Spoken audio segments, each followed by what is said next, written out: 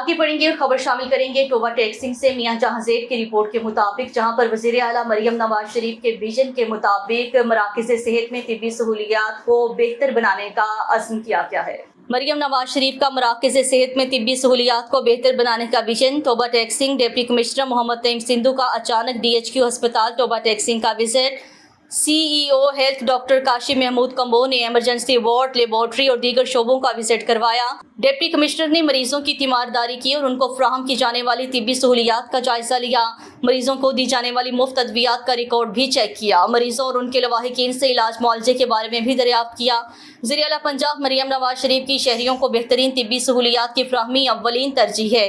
Deputy commissioner का कहना था कि डॉक्टर्स और स्टाफ अपनी पेशा वराना जिम्मेदारियाँ एहसन अंदाज में पूरी करें, मरीजों को मुफ्त अद्वियात की फराहमी यकीनी बनाई जाए। उन्होंने मजीद कहा कि अस्पतालों में मरीजों को इलाज मुआवजे की फराहमी में किसी किस्म की परेशानी नहीं होनी चाहिए। एक्सियन बिल्डिंग, हुसैन सफदर और SDO बिल्डिंग ने जारी तमीराती काम पर तफसीली ब्रीफिंग दी। डिप्टी कमिश्नर मोहम्मद नईम सिंधु का जारी तरक्याती स्कीम्स को जल्द मुकम्मल करने की हिदायत।